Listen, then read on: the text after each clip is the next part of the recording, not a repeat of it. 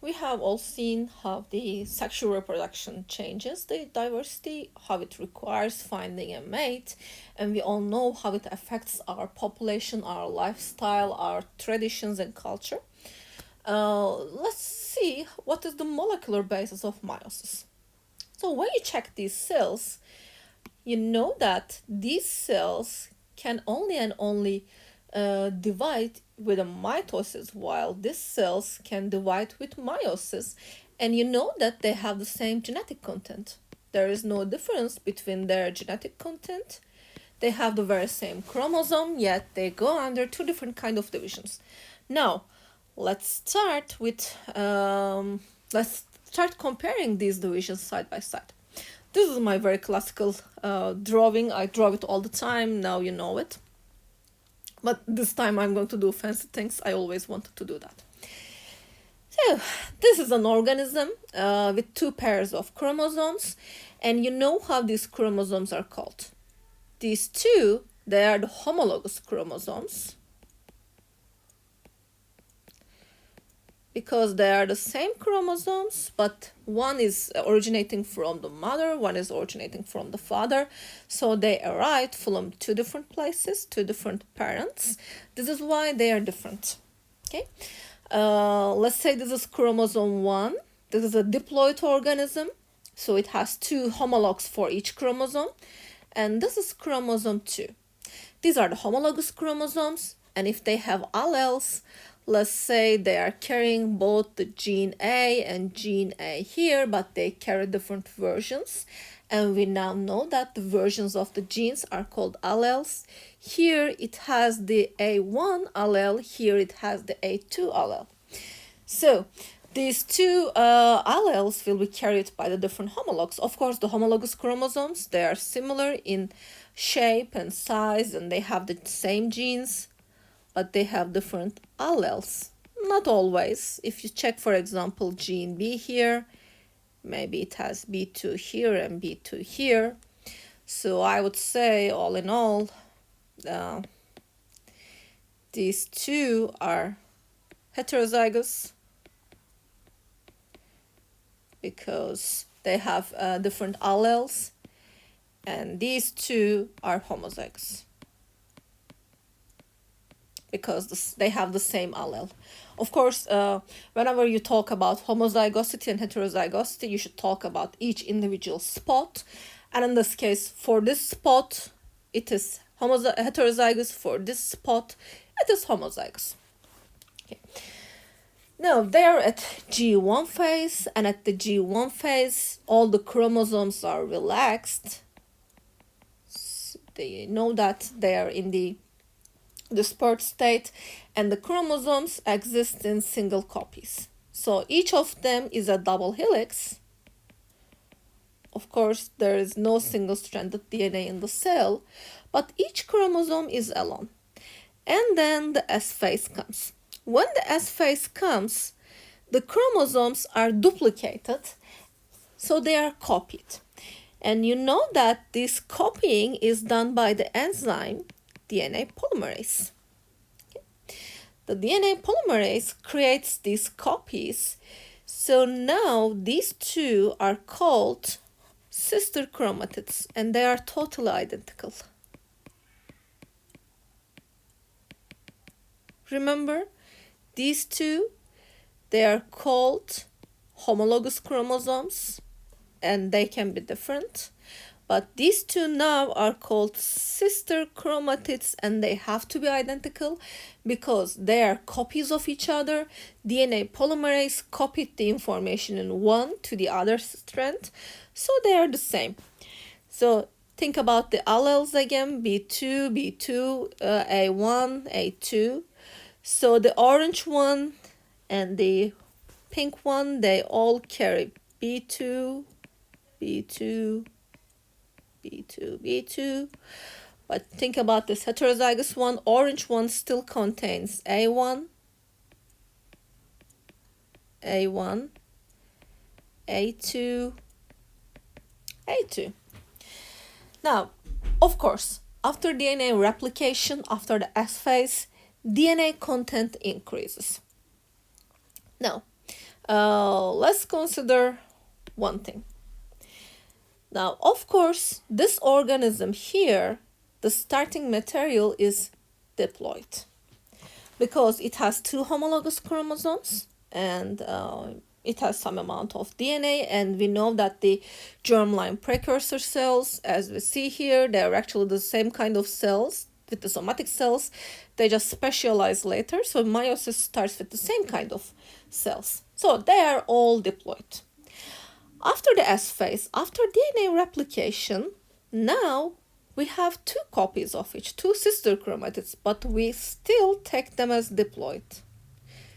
This is still diploid. We don't call them tetraploid because although the DNA amount increased, the information doesn't increase. So check here. There are 1, 2, 3, 4 chromosomes. So at first sight, you might think that they're tetraploid, but it still carries two alleles max. A1, one allele, A2, two second allele, simply because one is the copy of the other. Here, molecularly or physically, the DNA amount increased, but the DNA information didn't increase. This is why we call them diploid. So please do not confuse here. But if you were to check, for example, the DNA amount, if this is 10 femtogram, this is my classical example too, after the DNA replication, the nucleotides, the monomers are incorporated. So here, each cell contains 20 femtograms of DNA. Okay? And until this point, in the S phase, in the G2 phase, there is no mechanistic difference between mitosis and meiosis. It's the same.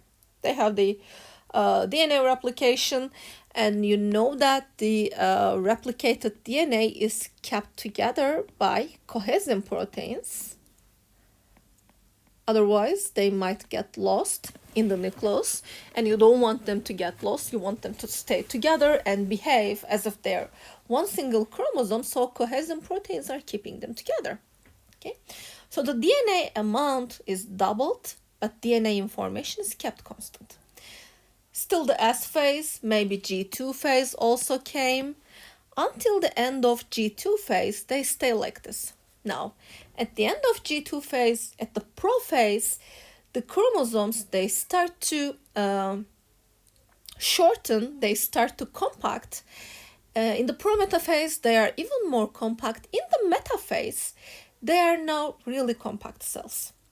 Now, here they are going to align at the metaphase plate.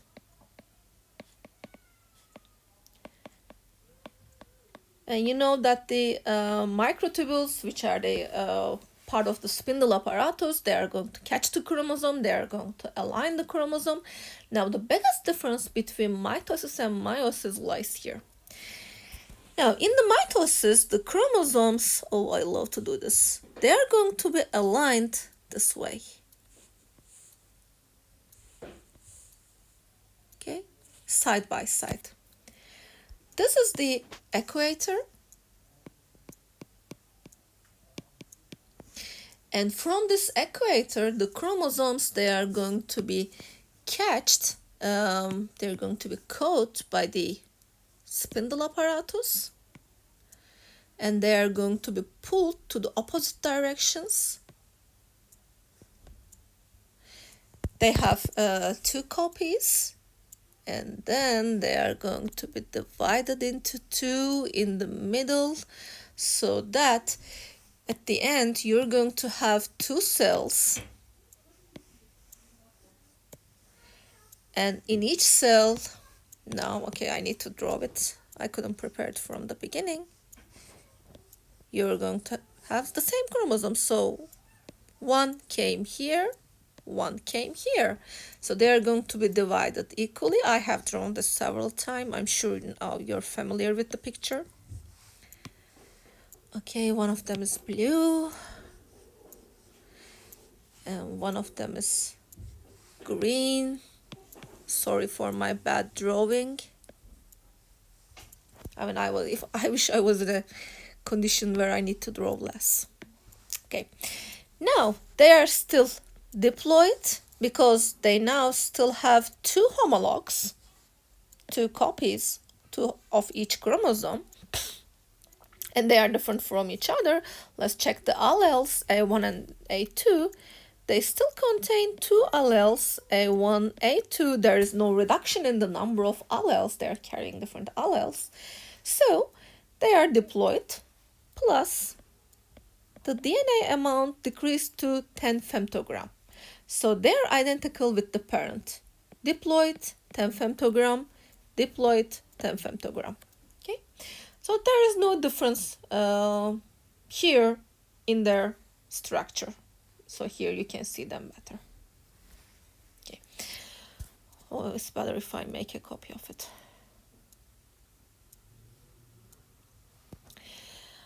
Okay, things happen this way with the mitosis. They are divided equally because they are divided this way at the equator.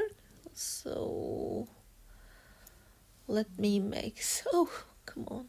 Yeah, let me make space for this one. Now, something that never ever happens in mitosis, by the way, the names are wrong. This is mitosis. This is meiosis. So something that never ever happens in mitosis happens in mitosis. These two chromosomes, the homolog ones, they find each other and they pair. So how do they find each other? Because normally first they are scrambled in the nucleus. Everything is everywhere. They are not linked by the cohesion proteins. So by checking the sequence, by checking similar sequences, by checking if they are similar or not, they are connected. Ooh, I've done something. Okay. Okay, I keep doing this. So here they find each other. These two are couples. These two are couples. And then they form a structure called tetrad. See, this is never ever established in mitosis. It is also called bivalent. Now, these bivalents, they're going to form so each chromosome finds its homolog. Of course, this also explains why meiosis cannot happen in haploid cells, because tetrads or bivalents cannot form in the haploid cells. This is the first step that increases genetic diversity. Again, let's make a copy. Because in one situation, the division can take place like this, and in the daughter cell, you can have this combination. Pink one is here, orange one is here, and green one is here, blue one is here. This is one of the possibilities. But who says that they are going to align at the equator this way? Maybe they are going to align in the opposite state. I mean, nothing is organizing their, organization. Maybe it's going to happen this way. Why not? It's equally possible, just 50-50 chance. And this time they are going to again divide from the equator. Now the daughter cells will be different. This time the pink chromosome, or purple, whatever you call it, is going to pair with the blue chromosome, and the orange chromosome is going to pair with the green chromosome. Okay? It's the opposite here. Okay? Check these two daughter cells. Check this combination and this combination. Okay. This is called independent assortment. This is how they segregate independently. Not really called independent assortment. I'm going to come to that, the Mendelian rule. Okay, this is how they assort independently. Every chromosome is independent of each other, and the number of combinations you have here is 2 to n. If you have n chromosomes here, you're going to have 2 to n different combinations of chromosomes. Now, previously we were describing alleles here. There was A1 and A2 alleles here. I think the pink one had, yeah, A2. So here there is the A2 allele, A1 allele. Now this is diploid and 10 femtogram. This is also 10 femtogram. I mean, if you check the DNA weight by a biochemical method, you would see it is 10 femtogram. But this is not diploid anymore. This is haploid. And that is the biggest difference between mitosis and meiosis, because this is haploid now, because now it is carrying only one kind of allele. It cannot carry two kinds of alleles. So here the diversity already decreased to half.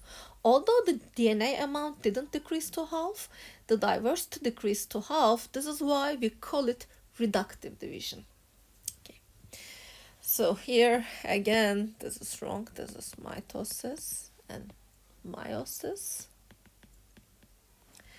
So it duplicates.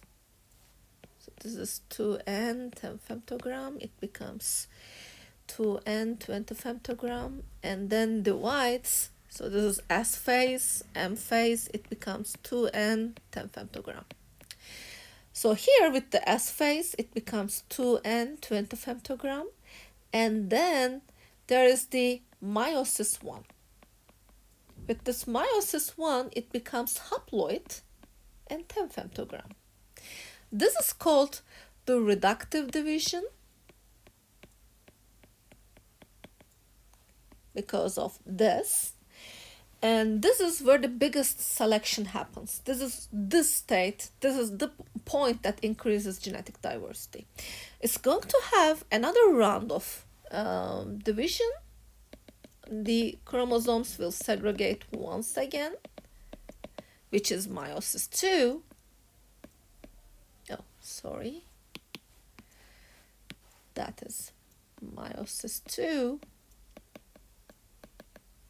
It will stay haploid, but then it's going to have 5 femtogram of DNA, because we know that it should halve and duplicate. Halve and duplicate. Where is it? Yeah, it's halving and duplicating, halving and duplicating. So this is the place, meiosis 1 is the point that the genetic information halves, and meiosis 2 is the point where the DNA amount halves. So at the end, you're going to have 4 gametes. Each of them is unique, and each of them has half DNA. Okay. Okay, let's first see the crossing over. Now, I skipped something here. The crossing over, actually, here what keeps the non-sister chromatids, which are these together, is not cohesion proteins, as in here the cohesion proteins was keeping them together. Here what keeps them together is the crossing over event. So there's a crossing over happening here, another crossing over happening here. So in every meiosis, at least a couple of crossing over takes place. Some of them are successful, they end up in exchange. Some of them are not successful, they don't end up in exchange, but it happens. So here, this is how the homologous recombination or the crossing over happens. They exchanged pieces, the non-sister chromatids. The blue one and the red one, they exchange. And how they exchange? One of the chromosomes, they are broken by endonucleases and then digested a little bit, and one of the chromosomes invade the other chromosomes, replicate. These are called holiday junctions, and then they cut. Depending on the direction of cutting, it can be cut in this way or this way. You're going to have a homologous recombination or not. And at the end, it is going to create chimeric chromosome. So this is a picture of a chromosome which is going under homologous recombination or crossing over. And at the end, this chromosome, for example, the single chromosome carries part of it from the maternal chromosome and part of it from the paternal chromosome. So they exchanged pieces. Okay? And in the meiosis 2, they are going to segregate as well. This is going to create a second round of genetic diversity. So genetic diversity happens at the meiosis twice. First, by how they align. Second, by crossing over. Okay. So the number of different alignments, it is limited with 2 over n. N is the number of chromosomes, but the number of crossing over is unlimited. So in every human meiosis, it can create 8 million different gametes just because of this, plus the crossing overs. So we can say that virtually the number of different gametes that can be created in a meiosis event is unlimited. This is why every gamete is unique. This is why every embryo is unique. By the way, the mitosis can wait at the G0 or G1, the meiosis can also wait. The meiosis waits at the prophase 1, so here, or somewhere here. The sperms, they don't wait a lot, but when we talk about the eggs, they should wait, because once the germline cells form, these are the, let's say, the female germline cells, they're going to start prophase 1 at the fetus. So even before the baby girl is born, so this lady is pregnant with a baby girl.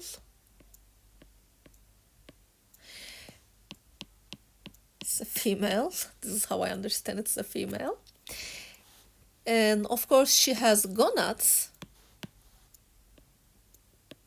But the baby girl also has gonads. The baby girl also has ovaries. And the baby girl, the fetus, already starts to have meiosis. The eggs already starts to develop in the baby girl's body. But they're going to stuck at prophase 1. They're not going to develop any further. And after the baby girl is born and then she grows up, she becomes an adult. Let's say she's 25 years old and then she's menstruating. And then these eggs, they're going to continue meiosis. And they're going to continue meiosis 1, meiosis 2. So every month an egg maturates and an egg is released to the uterus, which is here. Okay, if this egg can find a sperm here, it is going to be fertilized. If it cannot find a sperm, it's just not going to be fertilized. That's the normal way. And a little difference between males and females: when the sperm is produced, in this case of spermatogenesis, it creates at least four successful gametes. When the egg is maturating, only one survives, the rest of them dies. Okay, this is an asymmetric division. This is how the egg becomes so giant. So instead of feeding four different gamete cells, it is putting all the nutrients, all the proteins and RNA and mitochondria in one single cell, so it becomes very big.